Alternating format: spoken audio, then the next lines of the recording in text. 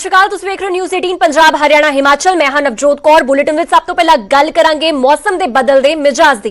पंजाब दे विच कल तो रुक रुक के मींह पै रहा है, जिसने किसानां दी चिंता वधा दित्ती है। पक्कड़ कंढे खड़ी फसल नूं मींह अते तेज हवावां दे नाल नुकसान पहुंच रहा है।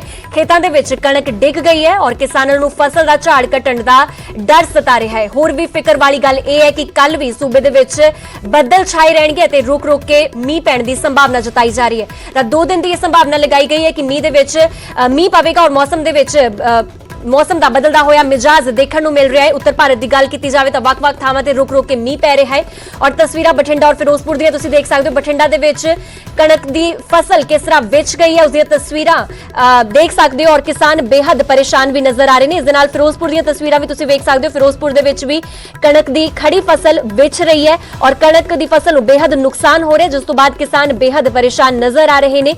तां पानी दे विच फसल विचदी हुई नजर आ रही है। बठिंडा और फिरोजपुर दी तस्वीरां और ये तस्वीर सिर्फ बठिंडा और फिरोजपुर दी नहीं बल्कि पूरे उत्तर भारत दे विच जो खेती दे इलाके ने, भावें Uttar Pradesh the western belt होवे, भावें हरियाणा दे खेत होण, भावें पंजाब दे जिले होण, हर किते अजिही कुछ तस्वीर सामने आ रही है। खास करके उदों जदों कि मींह दा आलम वेखण नूं मिल रहा है। रुक रुक के मींह पै रहा है। बठिंडा और फिरोजपुर दी तस्वीरां, 2 तस्वीरां विच तुसीं देख सकते हो कि कणक दी फसल जो कि पक्कण दे कंढे खड़ी हुई सी उस किस तरह विच गई है और जिस तो बाद किसान बेहद परेशान नजर आ रहे हैं।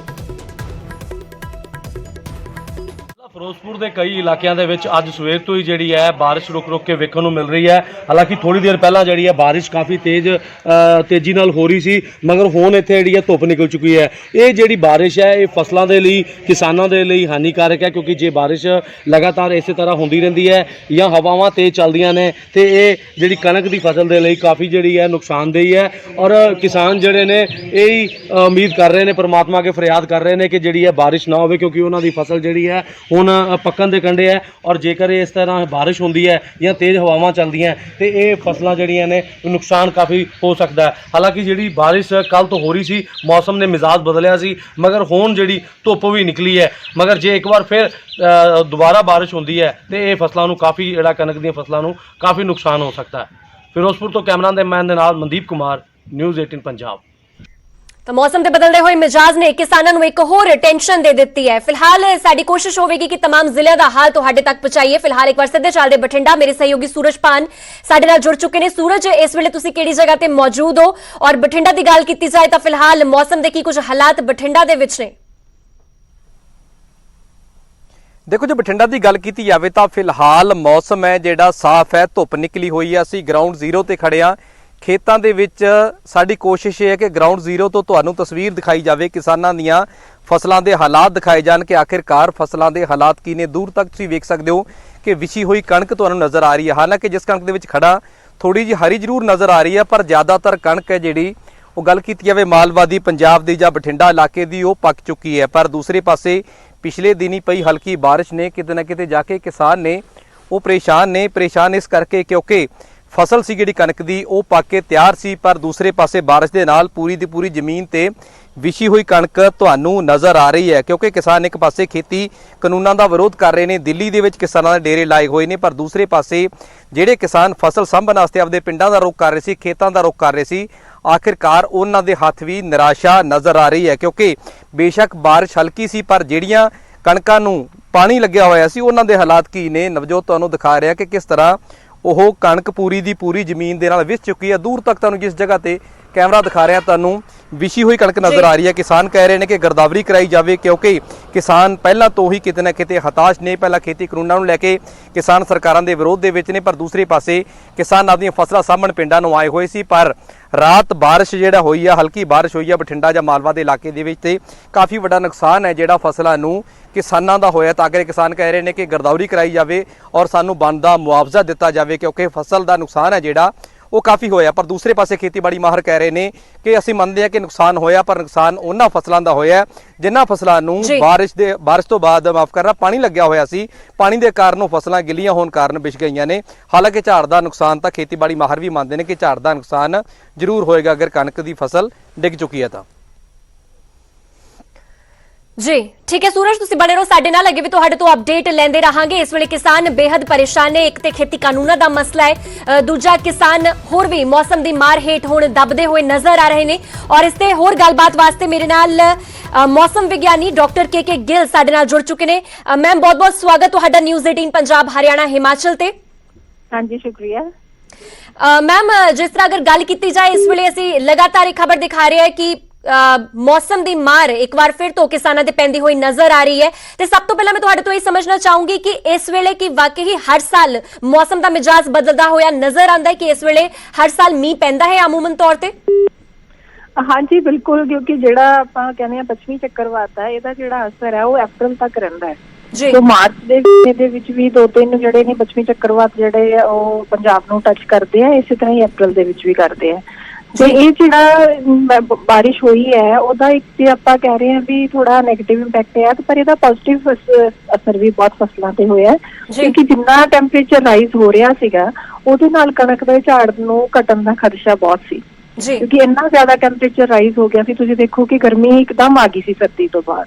ਜੀ ਤੇ ਉਹਦੇ ਨਾਲ ਜਿਹੜਾ ਆ ਸਾਡਾ ਜਿਹੜੇ ਕਣਕ ਦੇ ਦਾਣੇ ਆ ਉਹ ਸੁੰਗੜਨ ਦਾ ਡਰ ਹੁੰਦਾ ਹੈ, ਕਿਉਂਕਿ ਜਦੋਂ ਐਂਡ ਤੇ ਆ ਕੇ ਜਦੋਂ ਦਾਣਾ ਬਣ ਜਾਂਦਾ ਹੈ ਉਦੋਂ ਟੈਂਪਰੇਚਰ 'ਚ ਇੰਨਾ ਜ਼ਿਆਦਾ ਰਾਈਜ਼ ਹੋ ਜਾਏ ਤਾਂ ਝਾੜ ਘਟਦਾ ਹੀ ਘਟਦਾ ਹੈ। ਸੋ ਜੇ ਥੋੜਾ ਬਹੁਤਾ ਨੁਕਸਾਨ ਹੋਇਆ, ਜਿੱਥੇ ਫਸਲਾਂ ਨੂੰ ਪਾਣੀ ਲੱਗਿਆ ਸੀਗਾ ਉੱਥੇ ਹੀ ਹੋਇਆ, ਬਾਕੀ ਜਗ੍ਹਾ ਤੇ ਇੰਨਾ ਜ਼ਿਆਦਾ ਨੁਕਸਾਨ ਨਹੀਂ ਹੋਇਆ। ਔਰ ਉਹਦੀ ਅਸੀਂ ਐਡਵਾਈਜ਼ਰੀ ਪਹਿਲਾਂ ਇਸ਼ੂ ਕਰ ਚੁੱਕੇ ਸੀ ਵੀ 21-22 ਤਰੀਕ ਨੂੰ ਇਸ ਤਰ੍ਹਾਂ ਤੇਜ਼ ਹਵਾਵਾਂ ਚੱਲਣ ਦਾ ਤੇ ਬਾਰਿਸ਼ ਦੀ ਸੰਭਾਵਨਾ ਹੈਗੀ ਹੈ, ਹਲਕੀ ਤੋਂ ਦਰਮਿਆਨੀ, ਸੋ ਕਣਕਾਂ ਨੂੰ ਪਾਣੀ ਨਾ ਲਾਇਆ ਜਾਵੇ।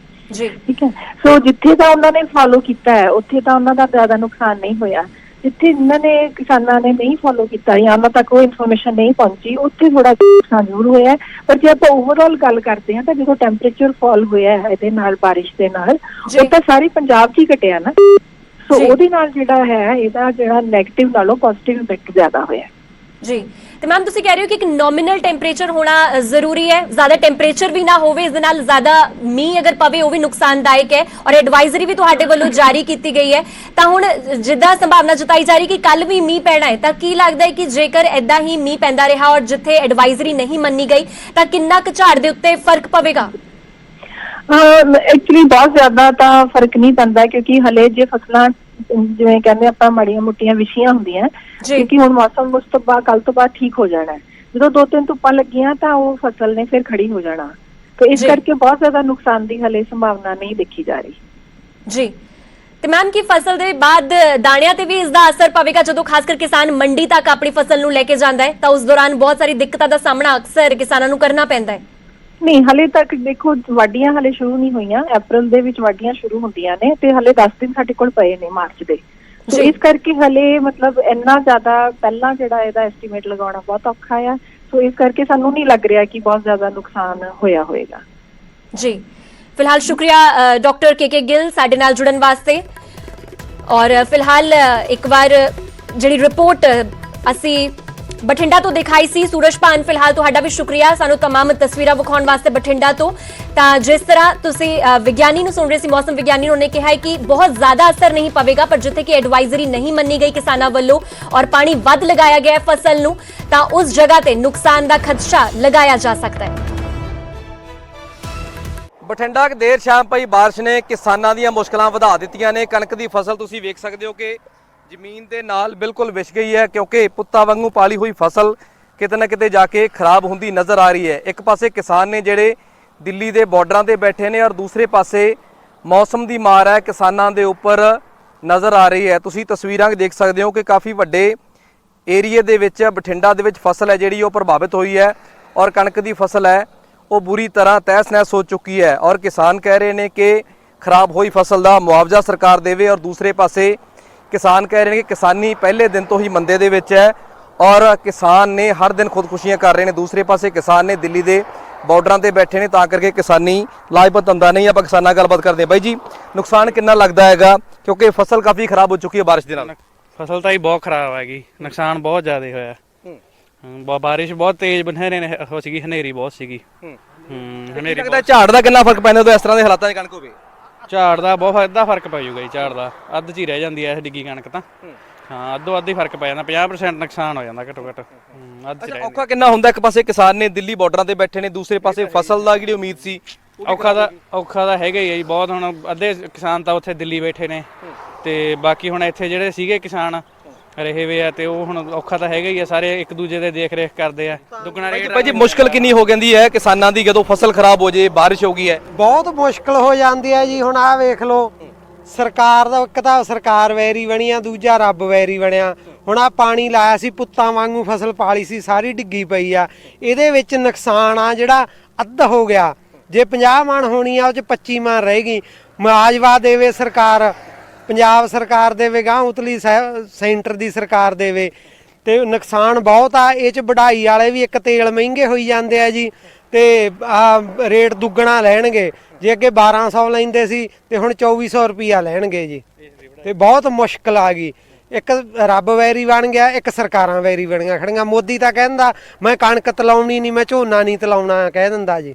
ਬਿਲਕੁਲ ਕਿਸਾਨ ਨੇ ਉਹ ਪਰੇਸ਼ਾਨ ਨਜ਼ਰ ਆ ਰਹੇ ਨੇ, ਕਹਿ ਰਹੇ ਨੇ ਇੱਕ ਪਾਸੇ ਸਰਕਾਰ ਹੈ ਉਹਨਾਂ ਦੀ ਗੱਲਬਾਤ ਨਹੀਂ ਸੁਣਦੀ, ਪਰ ਦੂਸਰੇ ਪਾਸੇ ਇਸ ਤਰ੍ਹਾਂ ਦੇ ਜਦੋਂ ਹਾਲਾਤ ਹੋ ਜਾਂਦੇ ਨੇ ਤਾਂ ਜ਼ਾਹਿਰ ਤੌਰ ਤੇ ਕਿਸਾਨ ਨੇ ਉਹ ਖੁਦਕੁਸ਼ੀਆਂ ਵਾਲੇ ਪਾਸੇ ਜਾਂਦੇ ਨੇ। ਹਾਲਾਂਕਿ ਖੁਦਕੁਸ਼ੀਆਂ ਕਰਨਾ ਕਿਸੇ ਚੀਜ਼ ਦਾ ਹੱਲ ਨਹੀਂ ਹੈ, ਪਰ ਇਸ ਤਰ੍ਹਾਂ ਦੇ ਹਾਲਾਤਾਂ ਦੇ ਵਿੱਚ ਜਦੋਂ ਕਿਸਾਨ ਆਪਦੀ ਫਸਲ ਨੂੰ ਦੇਖਦਾ ਹੈ ਤਾਂ ਜ਼ਾਹਿਰ ਤੌਰ ਤੇ ਚਿੰਤਾ ਤੇ ਦੁੱਖ ਉਸ ਨੂੰ ਹੁੰਦਾ ਹੈ, ਕਿਉਂਕਿ ਕਿਸਾਨ ਦਿੱਲੀ ਮੋਰਚਿਆਂ ਦੇ ਬੈਠੇ ਨੇ, ਪਰ ਦੂਸਰੇ ਪਾਸੇ ਕਿਸਾਨ ਦੀ ਫਸਲ ਜਿਹੜੀ ਪੱਕ ਕੇ ਤਿਆਰ ਸੀ ਉਹ ਕਿਤੇ ਨਾ ਕਿਤੇ ਜਾ ਕੇ ਬੇਮੌਸਮੀ ਬਾਰਿਸ਼ ਦੀ ਭੇਂਟ ਚੜ੍ਹ ਕੇ ਖਰਾਬ ਹੋ ਗਈ ਹੈ। ਸੂਰਜਪਾਨ ਨਿਊਜ਼ 18 ਪੰਜਾਬ, ਬਠਿੰਡਾ।